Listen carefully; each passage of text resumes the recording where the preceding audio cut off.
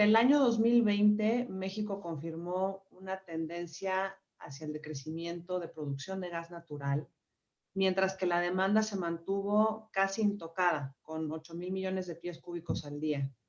Las importaciones totales rondaron los 5,700 millones de pies cúbicos al día, representando cerca del 70% de la demanda total.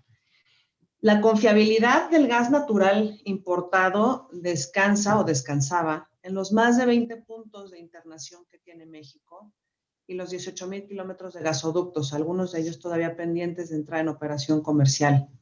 Sin embargo, solamente contamos con 3 terminales de gas natural licuado reservadas por la Comisión Federal de Electricidad, las cuales no forman parte del Sistrangas. No contamos con almacenamiento operativo ni estratégico y esta situación resultó evidente a mediados de febrero, cuando la tormenta invernal en Texas provocó el congelamiento de gasoductos y otras instalaciones y disparó el precio del gas natural. La consecuencia inmediata la resintió el mayor consumidor de gas natural en México, la CFE, pero como efecto dominó también la resintieron los usuarios del Sistrangas, otros generadores industriales, pequeños consumidores. Y también ese efecto dominó lo enfrentamos todos los mexicanos con cortes significativos de luz desde Sinaloa hasta Nuevo León. Esto hizo patente y latente la necesidad de asegurar un suministro confiable. En cuanto a la diversidad de los usos de este commodity, hemos notado un crecimiento en el gas natural vehicular y comprimido, con más estaciones de servicio de este tipo. Y también nos estamos enfrentando a un despegue en la industria del hidrógeno, con una tendencia a nivel mundial de fomentar su uso y aprovechamiento como combustible sustituto de los tradicionales combustibles fósiles, permitiendo eliminar emisiones de gases con efecto invernadero. Y existe la pregunta de si el hidrógeno será el sustituto del gas natural, aunque sea parcialmente. Teniendo acceso a tanto gas natural por pertenecer a la región de América del Norte, y como nos decía el doctor Moreira hace unos segundos, México tiene una situación privilegiada para convertirse en uno de los grandes centros industriales a nivel mundial. Entonces, ¿qué debiera de hacer México para asegurar este suministro continuo y confiable? ¿Y qué beneficios tecnológicos pueden contribuir a ello? Sin mayor preámbulo, me gustaría pasar la voz a nuestros panelistas. Me gustaría empezar por preguntarle al doctor Moreira y después sigo con Montserrat Flores y Arely Covarrubias. ¿Tiene la reciente escasez de gas natural en el norte de México el potencial de remodelar la discusión y la formulación de políticas para la infraestructura de gas para mejorar la seguridad energética? Yo creo que Doctor. sí. Perdóname, yo creo que sí, porque nos ha enfrentado a lo frágil que estamos ante este tipo de situaciones. Mire, hay que analizar nuestra dependencia. Hay 20 puntos de internación, sí es cierto, pero hay 3 puntos de internación que es probablemente las 2/3 partes. Entonces estamos muy débiles porque con que se afecten ciertas zonas de Texas, vamos a tener un problema. Ahora, yo quisiera regresarme al problema de Texas. El problema de Texas es una consecuencia del cambio climático. O sea, Texas tuvo un invierno extremadamente duro. Y eso no quiere decir que se congelaron los ductos. Los ductos no se pueden congelar. Pero sí hubo problemas, por ejemplo, en las bombas o en los medidores o en todo el sistema de control. Entonces la pregunta es, oye, a ver, espérame tantito, ¿y por qué hubo problema? Pues porque los tejanos nunca se imaginaron temperaturas de ese tamaño. O sea, en Siberia, los suecos, pues los suecos ya saben que va a ser mucho frío y tienen un sistema adecuado para que cuando haga mucho frío, los medidores y las bombas tienen un sistema de calentamiento y se protegen. Los tejanos no lo tenían. Entonces, al no tenerlo, se cortó la producción y nos cortaron parte del gas que nos están mandando. Y creo que es muy importante en los temas que tú dijiste, porque nosotros estamos muy débiles en 2 cosas.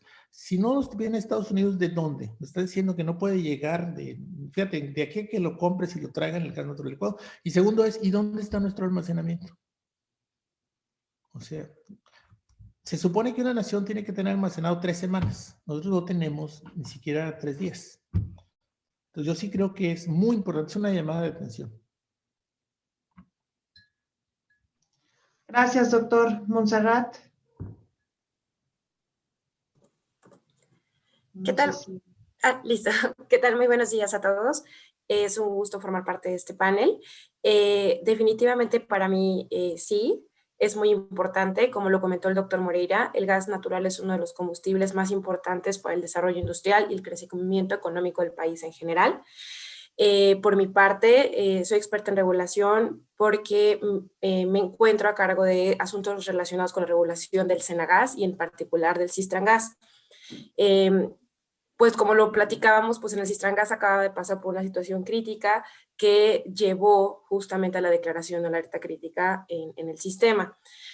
Como bien lo sabemos, o sea, regresando un poquito atrás, en 2012, Pemex Gas y Petroquímica Básica, entonces justamente tenía una situación de suministro de gas natural muy importante, en donde justamente también se vio, o sea, se vio como, tuvo que dar la declaración de alerta crítica también, la última que había habido, o sea que han pasado 9 años y se volvió a dar una alerta crítica.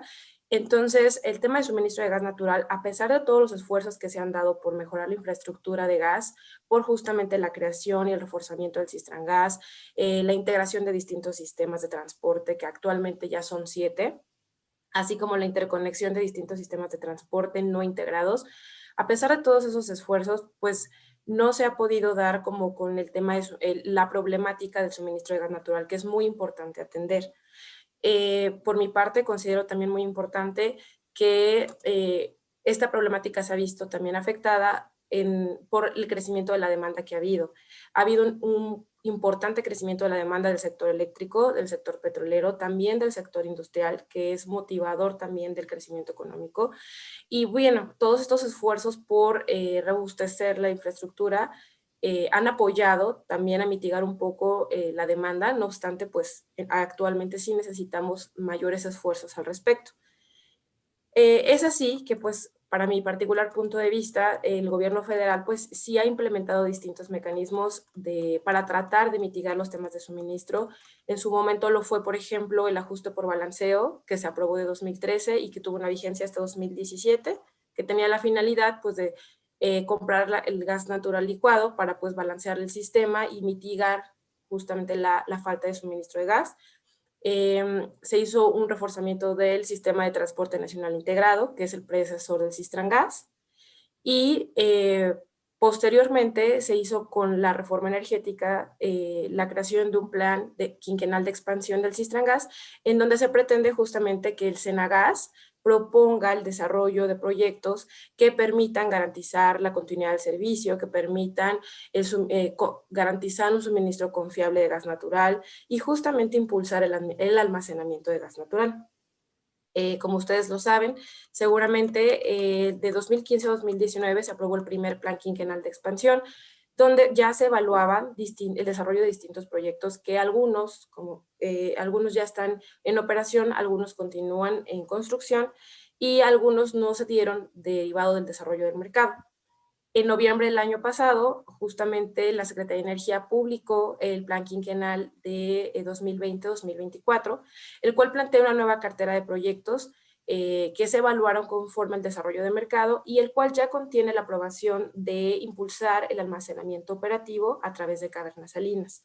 Entonces, definitivamente considero que es muy importante el robustecer la política pública energética, considero también muy importante el desarrollo de infraestructura y tener este seguro de suministro que es muy importante para todos en la industria y para nosotros como personas o usuarios finales de consumo, ya sea residencial y demás, porque el gas natural es algo que se va a necesitar para demasiados procesos y que es muy importante se tenga el 100% de la demanda atendida. Actualmente les comento, o sea, en el Sistrangas o la demanda actual nacional, en el Sistrangas atiende el 69% de la demanda nacional. Entonces es muy importante que el Sistrangas tenga ese reforzamiento de infraestructura necesaria y que se impulsen los mecanismos con los transportistas privados y demás para justo poder llegar a atender mayor demanda nacional.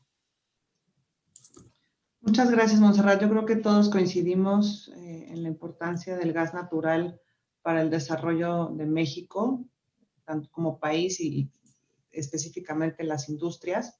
Definitivamente la posición del Cistrangas es relevantísima para esto, pero me gustaría también escuchar qué nos puede compartir Arely Covarrubias de Yenova respecto de la falta de infraestructura o las áreas de oportunidad ahí. Claro, Diana, muchas gracias. Bueno, primero la verdad es que quisiera empezar por destacar que en los últimos 15 años México ha hecho un gran trabajo para fortalecer su infraestructura asociada a gas natural. Durante muchísimos años tuvimos un sistema nacional muy restringido que no lograba permear los beneficios que el gas natural trae para el desarrollo económico de las comunidades, más que en zonas muy específicas, ¿no? Esto hoy en día ha cambiado. Tenemos un panorama muy distinto al que veíamos apenas hace 10 años, ¿no? Y la verdad es que 10 años no es mucho, ¿no? Es apenas 10 años, ¿no? Podemos ver ya un mapa del país con grandes troncales, tanto en la zona este como en la zona oeste, que sin duda son el punto de partida para un sólido crecimiento económico en el mediano y en el largo plazo. Ya lo decía el doctor Moreira, ¿no? El gas natural es un detonador del desarrollo económico, ¿no? Que esto no va a pasar mañana, no, pero en 5, 10, 15 años seguramente lo vamos a ver. ¿Qué hay trabajo por hacer? Sin duda. México debe seguir trabajando y transitando hacia una seguridad energética, ¿no? Y para esto, pues sí, necesitamos continuar trabajando en proyectos que nos permitan diversificar las fuentes de generación de energía eléctrica, pero también en soluciones que nos ayuden a mitigar la exposición que tenemos en este momento al importar pues por encima del 50% del gas natural que requerimos para atender nuestra demanda nacional, ¿no? Entonces, pues a tu pregunta, a la que decías al principio de si la escasez tiene potencial de impactar la política para mejorar la seguridad energética, seguro. O sea, yo creo que la situación que acaba de pasar, que acabamos de vivir, pues nos hizo recordar, ¿no?, la importancia que el gas natural tiene en todos nuestros procesos económicos y en nuestro día a día, ¿no? Dado que es el combustible más utilizado para la generación eléctrica en México. Entonces, el gas natural lo necesitamos todos, ¿no? En este sentido, pues es natural que nos cuestionemos sobre la necesidad de incrementar la producción nacional, que ya vimos, el doctor nos ha confirmado pues que el potencial es enorme, ¿no? Que se retomen los esfuerzos asociados al almacenamiento, como ya lo decía Montserrat, ¿no? Que se siga buscando diversificar la matriz energética, que revisemos también las garantías del servicio que tenemos en el caso de la molécula que importamos. Yo creo que hay que hacerlo todo, ¿no? El evento en Texas pues es un ejemplo, o nuestro ejemplo más cercano, ¿no? Pero, y bueno, sin duda obviamente es uno de los más críticos, ¿no? Pero pues nuestro país, o en la historia del país, hemos tenido diversos eventos que han ido desde huracanes, instalaciones congeladas, fallas en los ductos de internación, etcétera, ¿no? Entonces, es importante que pongamos manos a la obra, porque las medidas de mitigación que podamos identificar o que podamos seleccionar, pues no van a ser o no las vamos a implementar de un día para otro, ¿no? Entonces, yo creo que esto que nos acaba de pasar nos ayuda mucho a retomar el camino, ¿no? Básicamente. Gracias, Arely. Digo, y con esto me parece que buscar soluciones para mitigar lo que sucedió, por ejemplo, en febrero es indispensable. Aquí me gustaría pasarle el micrófono a José Aparicio y a Aldrid. Primero a José. ¿Cómo pueden las soluciones de almacenamiento facilitar la creación de sistemas integrados que combinen gas natural y energías renovables? Si es que eso es posible. Sí. Diana, muchas gracias y gracias por la invitación a participar en este panel. Al doctor Moreira, muy interesante el análisis histórico de México y el futuro de gas natural. Parte de todo este proceso de transición se está hablando de la necesidad de descarbonizar los procesos de generación de energía eléctrica. Parte de ese proceso es la utilización tanto de energías renovables como el gas natural. El gas natural sigue siendo, y como vimos en la plática del doctor Moreira, el combustible que en las próximas décadas nos va a mantener con el suministro principal de gas y de energía para los sectores de infraestructura, los sectores de generación de energía eléctrica. En términos de almacenamiento, y me voy a enfocar al almacenamiento de energía como parte integral de los sistemas de generación. En ese sentido también estamos viendo un cambio, y creo que se mencionó en la plática anterior, que está aumentando el número.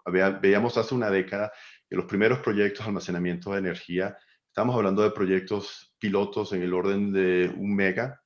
Hoy día estamos hablando de proyectos ya en ejecución de capacidades de 150 a 300 megas, realmente unidos con el desarrollo del almacenamiento de los vehículos eléctricos.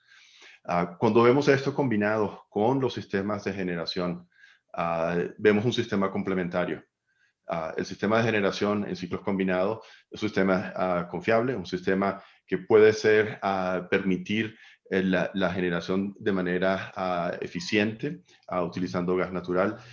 Y podemos ver que en esta década hay un aumento también de eficiencia. Estamos hablando que al principio de la década estábamos en el orden del 55% de eficiencia. Hoy estamos hablando de ciclos combinados sobre el 63% de eficiencia. Si aunado a eso agregamos almacenamiento de energía, me permite ahora tener capacidad de responder de manera instantánea a las variaciones del sistema. Entonces, complementando a las energías renovables, utilizando sistemas híbridos, donde utilizo baterías integradas en sistemas de generación, me permite empezar a manejar de manera más eficiente el sistema y las demandas y criterios de demanda del sistema. Nos ayuda también a balancear la potencia, nos ayuda a reducir emisiones. Hablaba al principio, las tendencias en todo lo que estamos viendo es descarbonización, el net zero, lo que se está hablando. Nos permite mantener también en la industria la utilización de almacenamiento como el arranque negro o plantas de almacenamiento para, en casos de interrupción, poder tener energía y poder arrancar. Así que dentro de lo que es el movimiento tecnológico, y digo un ejemplo muy cercano, estamos por entregar un proyecto en República Dominicana, exactamente es una planta híbrida donde tenemos un ciclo combinado con almacenamiento de energía que nos permite de manera más eficiente operar el ciclo combinado y responder a las variaciones de la red con la energía almacenada en las baterías. Gracias, José. Muy interesante el proyecto de República Dominicana. Aldrich, ¿qué nos podrías complementar de este mismo tema? Ya, muchas gracias, Diana. Es muy buena pregunta, ¿no? Porque el gas natural se le conoce como un combustible de transición, ¿no? Entonces hay que entender transición de qué a qué. La transición se refiere a lo mejor de combustibles más contaminantes, menos eficientes, ¿no? Como carbón, combustóleos, etcétera, hacia la transición hacia renovables, ¿no? Lo primero que hay que entender es que en un país y en una región como donde se encuentra México, pues esa transición puede durar y quizás debería de durar un muy buen rato. ¿Por qué? Para poder aprovechar todo el potencial de gas natural que se encuentra en nuestro país. Sin embargo, la integración de renovables, pues obviamente es un tema súper importante que en mayor o menor medida todos los países del mundo han resuelto, ¿no? Y han resuelto porque las renovables tienen un tema. No es intermitencia, es más bien fluctuación, ¿no? El sol sí, a veces hay sol, a veces es de noche, a veces sopla el viento y a veces no. Esas son las fluctuaciones. Entonces, hay que recordar que un sistema eléctrico, ¿ya?, tiene que balancear la demanda de electricidad de todos los usuarios, tiene que balancearla exactamente con la generación de energía, ¿no? Entonces, esas fluctuaciones de las renovables, ¿sí?, pueden ser resueltas básicamente de dos maneras. La primera es teniendo un operador del sistema tan sofisticado que mediante un algoritmo matemático pueda predecir cuáles son esas fluctuaciones y toda la base y toda la matriz energética del país seguir esas fluctuaciones. Y la segunda manera es justamente la pregunta que haces, almacenamiento, ¿no? El gas natural per se, a mí me gusta verlo, de hecho, como un sistema de almacenamiento, ¿no? Como una gran batería. Es un sistema firme, ¿no? De hecho, el empaque en un gasoducto pues, es almacenamiento, ¿no? Almacenar gas natural en cavernas también es almacenamiento, pero existen otras muchas formas de almacenar energía. Baterías de ion litio son quizá lo que más conocemos, ¿no? Es lo que más se está utilizando ahorita, pero existen muchos otros sistemas. Por ejemplo, existen sistemas electrotérmicos, donde ocupamos las renovables, el excedente de energía que producen las renovables, para generar energía térmica que se puede ocupar para calentamiento o refrigeración, ¿no? Existe también un concepto súper interesante que se llama Power to X, que es una tendencia que lo vamos a ver más y más, ¿no? Power to X significa lo mismo, utilizar la energía de las renovables para fabricar algo, esa X, ¿no? Y esa X puede ser fabricar hidrógeno, metano, o sea, se puede fabricar gas natural o C1, como explicaba el doctor Moreira. Se puede fabricar metano, se puede fabricar metanol, se pueden fabricar combustibles sintéticos de todo tipo, ¿no? Y eso también es almacenamiento. Se puede almacenar energía mediante aire líquido, mediante aire comprimido, y se puede almacenar energía de forma térmica para generar energía eléctrica mediante sales fundidas, por ejemplo, ¿no? Con un sistema solar, concentradores solares que reflejan la luz del sol y la proyectan en un punto y funden sales para luego pasarlo por lo que les conocen como el bottoming cycle, ¿no? Por generar vapor y generar energía eléctrica a través de una turbina de vapor y un generador, ¿no? Entonces, el tema del almacenamiento es súper importante. Yo creo que apenas el mundo y los tecnólogos estamos en pininos, estamos empezando a descubrir y a desarrollar y a crear estos sistemas de almacenamiento que sin duda van a ser el eslabón entre el gas natural y las renovables, ¿no? O entre los combustibles, digamos, menos ambientalmente responsables hacia las renovables, ¿no? Mucho que hacer, mucho que hacer. Y bueno, lo bueno es que pues estamos manos haciéndolo, ¿no? Gracias, Aldrich. Yo creo que es muy relevante lo que comentas del gas natural como un combustible de transición, pero una transición que no necesariamente tiene que ser rápida, sino que puede ser una transición a la que le podemos sacar mucho jugo. Y con todo el tema de la necesidad de almacenamiento o de las oportunidades en almacenamiento, me gustaría regresar con Arely para preguntarle cuál es tu perspectiva acerca de las necesidades de desarrollo de infraestructura de gas natural en México y qué rol debe de tener el desarrollo de almacenamiento, de gasoductos, los gasoductos virtuales, terminales de importación y exportación de gas natural licuado. Claro que sí, Diana. Bueno, pues como les decía, no perdamos de vista que México ha avanzado mucho, pero sí tenemos muchísimas cosas por hacer, ¿no? Necesitamos primero pues revivir nuestra política de almacenamiento de gas natural que se emitió hace aproximadamente 3 años y que de alguna manera pues quedó un poco guardada en un cajón, ¿no? Es indispensable que el país cuente con almacenamiento operativo y estratégico. Ya en un segundo momento podemos hablar del comercial, ¿no? Pero primero necesitamos contar con un backup para situaciones de emergencia y no perder de vista que este tipo de proyectos tienen un plazo importante de desarrollo. Entonces, no esperar más, sino empezar a trabajar otra vez en esto, ¿no? También desde mi punto de vista y porque lo veo en mi día a día al operar sistemas que son sistemas integrados al Cistrangas y otros que no, ¿no? Pienso que es indispensable interconectar estos dos, por llamarlo así, tipos de sistemas, ¿no? No solo en puntos físicos estratégicos, para lo cual ya el Cenagas, el área de planeación del Cenagas, pues ha hecho diversas evaluaciones que resultan en proyectos específicos incluidos en su plan quinquenal, sino también necesitamos que haya una verdadera conexión o comunicación entre ambos tipos de sistemas, ¿no? ¿Y a qué me refiero con esto? Bueno, primero, yo creo que es necesario que exista una estrecha coordinación operativa, particularmente esto se vuelve crítico en momentos del año donde tenemos picos de demanda o cuando hay fuerzas mayores, pues incluso como lo que acaba de pasar, ¿no? Que impactan a los ductos.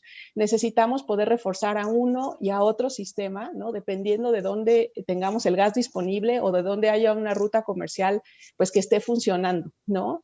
que esto sin duda se hace, por supuesto, o sea, lo hacemos todos los días como operadores de sistemas, pero lo seguimos haciendo de manera separada, ¿no? O sea, como que cada permisionario decide o ve pues cuáles son las medidas que va a tomar para mantener la integridad de su sistema, de sus usuarios, etcétera. Entonces yo creo que sí hace falta pues a lo mejor incluso, no sé, algún plan específico para este tipo de casos de coordinación, pues para que podamos utilizar de manera eficiente la infraestructura que ahorita tenemos disponible, ¿no? Y dependiendo evidentemente del caso o de la emergencia que se esté presentando. Lo segundo, yo creo que es importante que exista una planeación coordinada en la ampliación o extensión de infraestructura. Hay que tomar en cuenta toda la infraestructura que se tiene disponible para poder determinar las inversiones más eficientes, considerando también toda la demanda potencial. Otra vez, Senagas ya ha empezado con este esfuerzo nuevamente a través de su plan quinquenal, pero creo que hace falta o sería bueno, ¿no? Estructurar consultas o temporadas abiertas conjuntas, ¿no? Entre todos los permisionarios, o al menos los permisionarios que correspondan a una ruta específica, de manera que pues el usuario final que esté ahí al final de la cadena o a la mitad, ¿no? Pueda asegurar su servicio o la demanda que necesita en todo su trayecto en un solo evento, ¿no? Y no tenga que ir a lo mejor por pedacitos, ¿no? Esto sin duda va a resultar pues en un beneficio para el país, porque a riesgo de ser muy repetitiva, tenemos mucha más y mucha mejor infraestructura disponible en este momento, ¿no? Entonces, a lo mejor antes de dar el siguiente paso a seguir expandiendo, tenemos que empezar por optimizarla, ¿no? Con respecto a los gasoductos virtuales, ya nada más muy rápido, y a las terminales de LNG, pues yo creo que hay muchas zonas del país, todos sabemos que no están cercanas a estos ductos principales, y para las que tener un ramal pues no va a ser económicamente viable. Entonces, el primer paso, sin duda, pues va a ser atender esta demanda por ductos virtuales, ¿no? Y posteriormente, pues ya veremos cómo puede modificarse esa infraestructura. Y en cuanto a las terminales de LNG, ya lo mencionabas tú también, Diana, o sea, aparte de su funcionalidad normal, pues siguen siendo críticas en casos de emergencia, ¿no? O como soporte para el balance operativo. Entonces, es infraestructura que debe mantenerse disponible y ser parte de nuestra estrategia de seguridad energética. Gracias, Arely. Muy relevante la parte de optimización que comentas. Quizás pudiera servir para, de entrada, sacarle mejor provecho a la infraestructura ya existente y también tener una mejor planeación hacia futuro. Montserrat, ¿cuál es tu perspectiva desde Senagas acerca de estas necesidades de desarrollo de infraestructura? Bueno, coincido totalmente con Arely. Es muy importante, el Senagas también ha realizado distintas evaluaciones acerca del uso de la infraestructura existente y consideramos bastante valioso que actualmente hay mucha infraestructura que pudiera ser de utilidad como nueva fuente de suministro, como favorecer la cobertura de transporte, porque también hay otras rutas de transporte que no abarca el Sistrangas y que bien se podrían llegar a través de estos sistemas de transporte. Ayuda mucho a la redundancia del sistema, la flexibilidad y demás. Entonces, es muy importante que se haga esa evaluación conjunta, como lo comentaba Arely, porque al final, nacionalmente es importante el suministro de gas. O sea, eso creo que es un interés de todos y me parece que los esfuerzos deberían de ser más amplios justamente a coordinar esta parte. Igual Arely comentaba la importancia de estos dos tipos de sistemas, o sea, el sistema integrado por los 7 sistemas de transporte y aparte el resto de los sistemas de transporte privados o los sistemas de almacenamiento, que si bien son en su mayoría la capacidad reservada por CFE, sí existe la posibilidad de permitir el acceso abierto a otros usuarios y pues a la fecha sí se puede llegar a dar a través de la administración de cada sistema de transporte. No obstante, es importante la optimización de cada uno de los sistemas y que todos se mantengan conectados. En su momento, o como iniciativa de la Ley de Hidrocarburos, se tenía la idea de crear un sistema de transporte, un sistema nacional de transporte de gasoductos, con independencia de la titularidad de cada uno de los gasoductos. Era como la idea de que la interconexión entre ellos diera pues justamente una cobertura nacional integrada, a una cobertura nacional donde se pudiera operativamente también coordinar y suministrar en su mayoría pues distintos estados y llegar a más atención, atender a más demanda. Entonces, lo considero importante, también considero importante el papel que están jugando las dos terminales, porque si bien al menos Senagas no tiene reserva de capacidad ahí, pues todos tomamos mano de pronto de las terminales, tanto CFE como Senagas para balanceo, Pemex y distintos usuarios. Entonces, al final es muy importante que se mantenga también un uso óptimo de las terminales de almacenamiento en tanto se tenga el almacenamiento operativo, pero sí se maximice su uso, o sea, se trate justamente de maximizar el uso de todos los sistemas de transporte y los sistemas de almacenamiento. Por mi parte, pues considero que con independencia de esto, pues el plan quinquenal sí es muy importante para sacar ciertas modelaciones de optimización de infraestructura, ciertas modelaciones hidráulicas de la infraestructura existente. No obstante, pues sí, es importante que pues la política pública energética se detenga un poquito a analizar la metodología en la que se podría optimizar mayormente la infraestructura y la capacidad de transporte y almacenamiento que actualmente se tiene. Considero también que los ductos virtuales podrían ser una estrategia perfecta, sobre todo para todos los objetivos que se tienen planteados desde el gobierno federal para el Pacto Oaxaca, para el tema del impulso al suministro al sur-sureste del país. ¿Por qué? Porque al final los ductos virtuales son pues un mecanismo de transporte que se usa pues para zonas de difícil acceso o zonas donde justamente la inversión no se hace justificable para la construcción de un gasoducto como tal. O sea, un gasoducto pues toma muchísimo tiempo en una construcción, instalación e inicio de operación, y un transporte por otros medios al final podría ayudar bastante a hacer llegar el gas natural hacia otras zonas donde actualmente no llegan, y pues justamente ir impulsando poco a poco el crecimiento industrial de la zona y justo el crecimiento económico que se busca con esta actual administración de esa zona o esa región del país. Muchas gracias, Montserrat. Yo creo que es muy importante en el tema de buscar esta optimización de la infraestructura en general, como infraestructura mexicana, con independencia del titular o del operador, atender a cuestiones no solamente de política energética, sino también cuestiones operativas. Obviamente, pues los sistemas tendrán que ser lo suficientemente compatibles para lograrlo, y cuestiones legales para que al final del día los intereses y los derechos y obligaciones de todas las partes estén claramente plasmados, y también pues con miras a que el consumidor, que al final del día es el destinatario final de todas estas acciones, tenga una mejor atención. Doctor Moreira, me gustaría cerrar esta ronda de pregunta con usted sobre la perspectiva de las necesidades de desarrollo de infraestructura. Hay muchos estudios que se han hecho con respecto al gas natural, y uno de ellos señala que los estados que tienen disponibilidad de gas natural han crecido mucho más rápido que los estados que no tienen disponibilidad. Que entonces la infraestructura para hacer llegar gas natural a todas las regiones del país es una prioridad nacional. O sea, una empresa que se instale en una zona sin gas natural sencillamente va a tener costos pues, energéticos más altos. Y eso ha hecho que el Bajío, la zona del noreste, que son las mejor comunicadas, pues han tenido un desarrollo económico más rápido. Entonces, creo que es muy importante como, pues que todo el mundo tenga ese acceso. Yo sé que al principio no es tan fácil, al principio vas a tener que irte por los ductos virtuales, pero finalmente debe ser un derecho de todos los estados el tener acceso al gas natural, como una política nacional, y creo que desde hace tiempo se ha estado hablando de eso. ¿Puedo hacer un comentario del hidrógeno? ¿Se vale? Claro, doctor. Claro, claro. Yo no quisiera que se quedaran con la idea de que el hidrógeno es un nuevo combustible. No es así. O sea, nosotros tenemos petróleo, tenemos gas, que son los combustibles que existen en la naturaleza. El hidrógeno casi no existe en la naturaleza. O sea, el porcentaje de la atmósfera que es hidrógeno es pequeñísimo.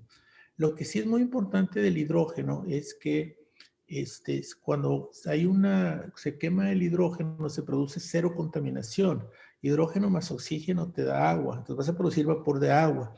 Entonces, lo que existe en el hidrógeno es qué pasa si yo tomo una molécula de metano, ¿okay? Y en un lugar muy aislado, la divido en sus componentes, saco CO2 e hidrógeno, y el hidrógeno lo meto en un tubo y lo llevo a Monterrey. Y entonces toda la industria de Monterrey puede operar con hidrógeno y sin producir contaminación.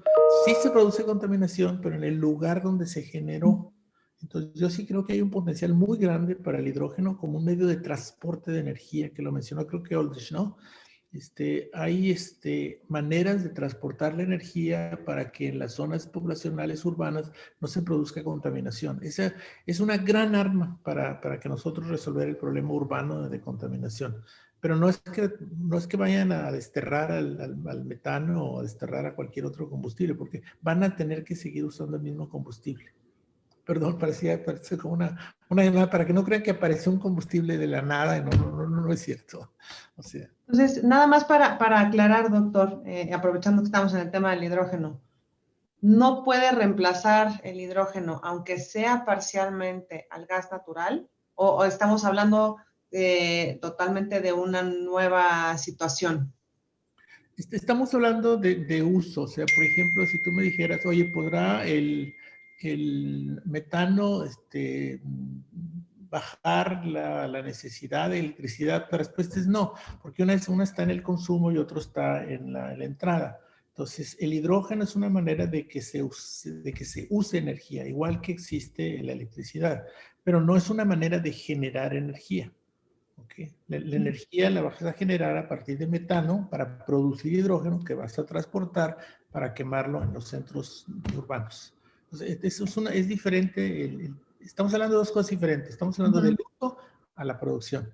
¿Okay? Entonces, no es posible que lo disminuya, porque sí puede haber cosas como estas, que si yo tengo, por ejemplo, ríos muy grandes, puedo utilizar los ríos para producir hidrógeno. Sí se puede, pero es otra vez un transporte de energía, porque podía haber producido también energía eléctrica y transportar energía eléctrica. Se parece más a la electricidad en su naturaleza de uso del hidrógeno.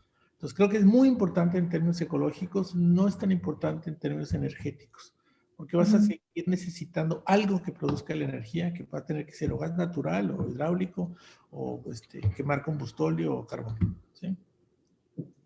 Gracias, doctor. Aprovecho el tema del hidrógeno para preguntarle a José qué papel podría jugar el hidrógeno libre de carbono en la infraestructura basada en gas natural.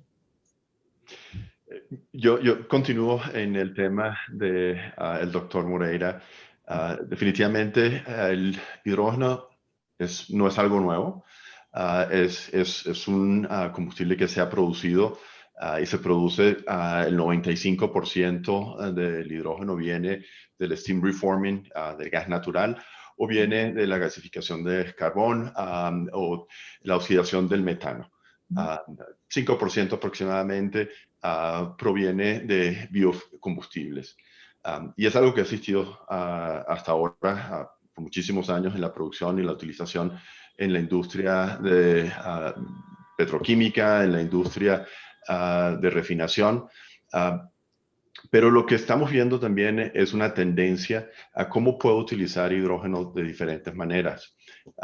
El hidrógeno, como lo conocemos hasta ahora, tiene la connotación del hidrógeno gris. Ya mencionaba el doctor de que sí, al momento de producir tengo una gran cantidad de emisiones de CO2 en la producción de ese hidrógeno. También puedo hablar de el concepto que llaman el hidrógeno azul, que puedo utilizar el mismo proceso de producción y utilizar entonces la reinyección de carbón o CO2 para evitar o mitigar las emisiones. Y lo que últimamente se ha estado hablando, que viene de una manera diferente, que es un proceso conocido, que es mediante hidrólisis. Es utilizar energía eléctrica, un proceso de hidrólisis para la separación de hidrógeno y oxígeno. Ese concepto es un concepto que ha tomado mucho interés. De hecho, si ves reportes a finales de febrero, hay en este momento más de 230 proyectos que se han anunciado. Posiblemente no todos los proyectos se lleguen a hacer, más de 300 mil millones de dólares que deberían ser asignados a este tipo de proyectos. La mayoría son proyectos pilotos, son proyectos que están empezando a decir, bueno, ¿cómo puedo utilizar energía eléctrica económica? Y todo viene relacionado a la reducción de costos de producir energía solar o energía eólica, que ha reducido el costo de esa energía. Al producir ese hidrógeno verde, los análisis que se están haciendo, ya se mencionaba anteriormente, se utiliza el concepto del coupling, que llamamos el Power to X. cómo puedo utilizar esa energía eléctrica, esa conversión o almacenamiento a través de hidrógeno y cómo lo puedo utilizar en diferentes procesos. Y te voy a comentar dos ejemplos que están en este proceso que estamos llevando a cabo. Uno es en Brasil, donde estamos utilizando tecnología de una planta de cogeneración que estamos construyendo. En este caso está utilizando el 30% del combustible, es hidrógeno mezclado con gas natural, para la producción de un ciclo de cogeneración. Recientemente anunciamos también un proyecto con diferentes socios para la producción a partir de energía eólica por un proceso de hidrólisis, el hidrógeno verde, para ser utilizado en la producción de combustibles sintéticos. Este es un proyecto que estamos trabajando con Porsche, es un proyecto piloto y está iniciando con una producción relativamente baja de 150,000 litros. Si el proceso funciona y las economías dan, nos va a llevar entonces a que se vaya haciendo la incrementación de capacidad con la intención de poder exportar ese tipo de combustibles. El problema que existe hoy día cuando comparamos los diferentes tipos de hidrógeno es el costo. El hidrógeno de manera tradicional, el gris, tienes un costo alrededor de $1 o $1.5 dependiendo de la localidad. Eso es asumiendo gas entre $2 a $5 el millón de BTU. Cuando comparas con el costo actual de producir el hidrógeno verde, estamos hablando que el hidrógeno verde es sobre $5.50 a $6 el kilogramo. Entonces, tiene que pasar un proceso de mejoría de los procesos de hidrólisis, de los costos de los productos, pero sí vemos que va a ser un componente más para realmente llevar los sistemas eléctricos hacia donde se quiere llevar, hacia un proceso de net zero. Entonces, principalmente estamos viendo un interés en Europa de llevar a cabo este tipo de proyectos. En la industria automotriz estamos viendo muchísimo interés en países como Japón, como Corea del Sur.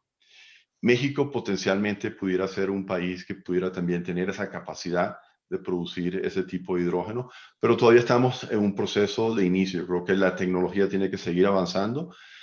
Yo creo que en este momento, coincido con el doctor, el combustible de transición, como se mencionó, sigue siendo gas natural. Gracias, José. Para cerrar esta ronda del hidrógeno, Aldrich, ¿nos quieres regalar tus comentarios de cierre? Sí, gracias. A mí la verdad es que el hidrógeno me encanta. Me parece, efectivamente, el hidrógeno en estado atmosférico H2 casi no se encuentra, ¿no? Entonces, para poder fabricar hidrógeno se necesita siempre meterle energía, ¿no? Y ese es un gran inconveniente porque sí hay mucho hidrógeno en el mundo, ¿no? El agua, por ejemplo. Pensemos en los mares, la cantidad de hidrógeno que hay ahí, pero pues está abrazado de una molécula de oxígeno. Y romper ese enlace cuesta mucho. Eso cuesta energía y como lo dijo José, pues cuesta dinero, ¿no? También el hidrógeno se encuentra en los hidrocarburos, ¿no? Hidrógeno y carbón. Pero también, ¿no? Se necesita dinero y energía y esfuerzo e infraestructura para romper esas cadenas de hidrocarburos.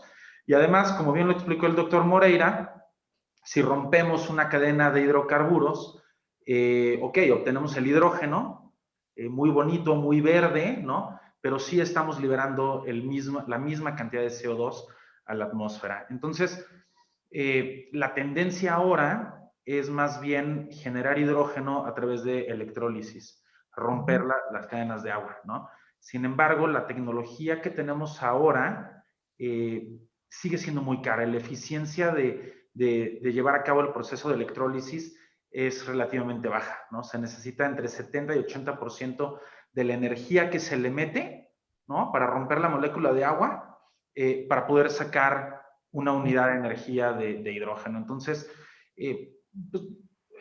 hoy por hoy, a lo mejor pinta como que todavía nos hace falta mucho desarrollo, pero hay países como Japón que increíblemente le están apostando al hidrógeno como un combustible, quizás no para no tanto para generar energía, aunque sí hay una planta muy importante que genera comercialmente, me parece que 10 megawatts con hidrógeno en Fukushima, donde estaba la nuclear, pero Japón lo está utilizando para transporte.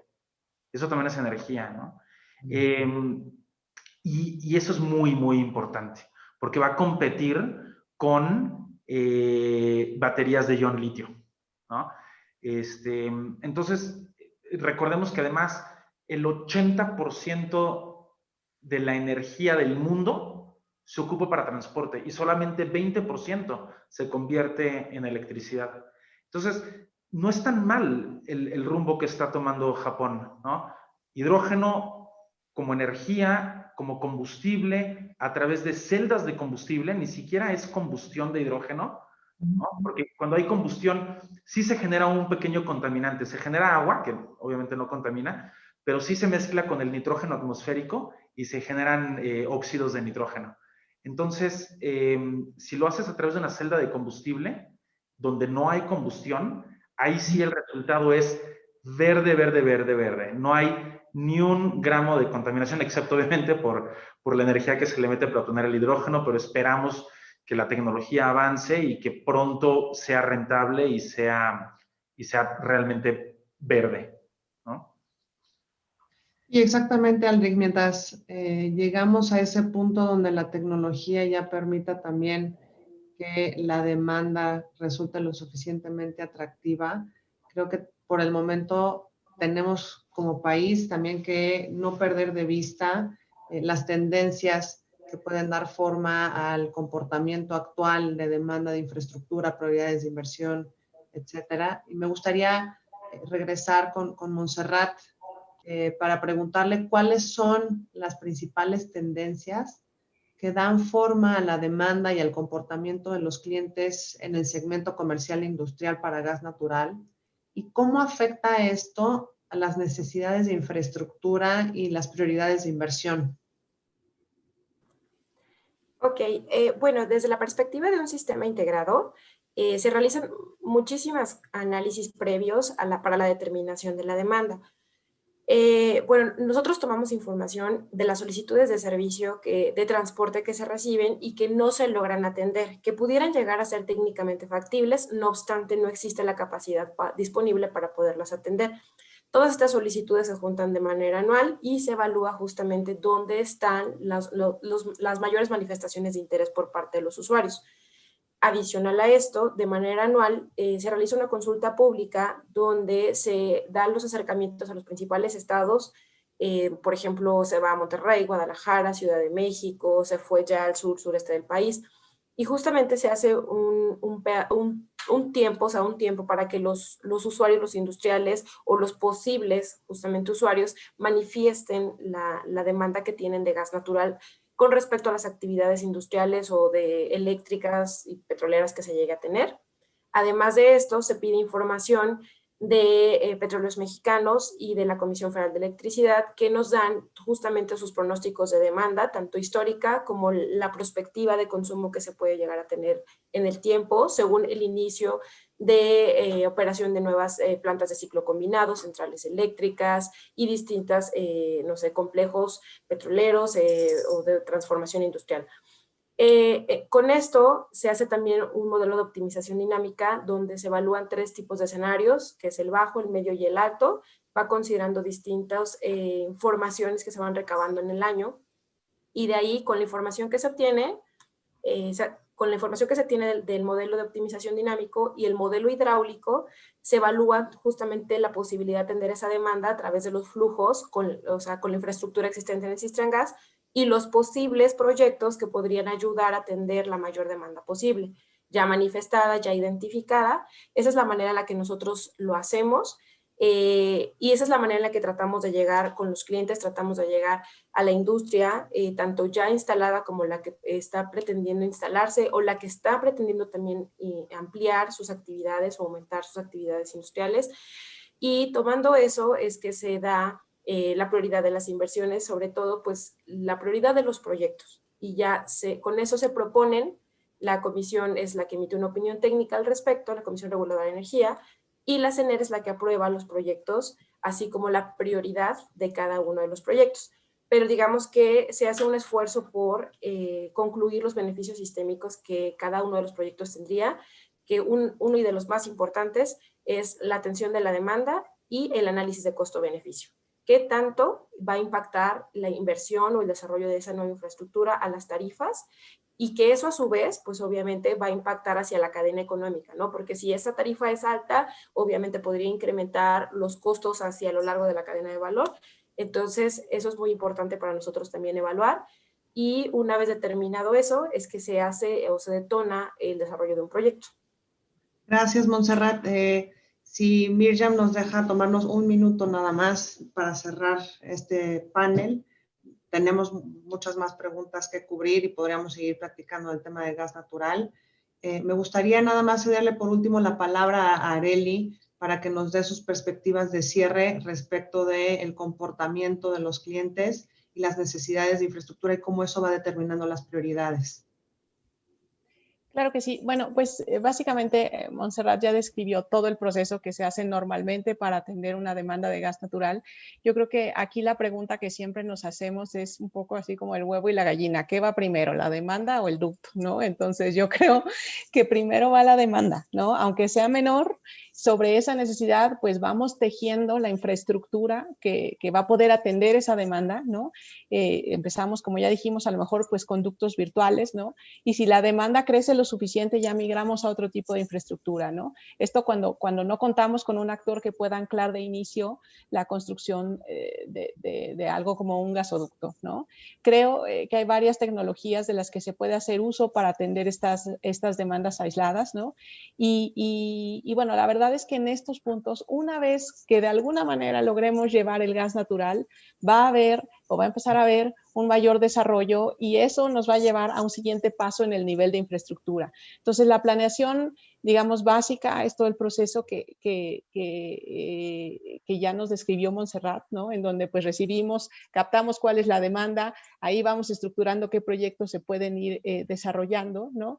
Pero en el fondo o al final, pues sí, una vez que pongamos el gas natural en ese lugar, pues eso va a empezar a crecer, las necesidades de gas natural también van a seguir creciendo y vamos a pasar al siguiente nivel de infraestructura, ¿no?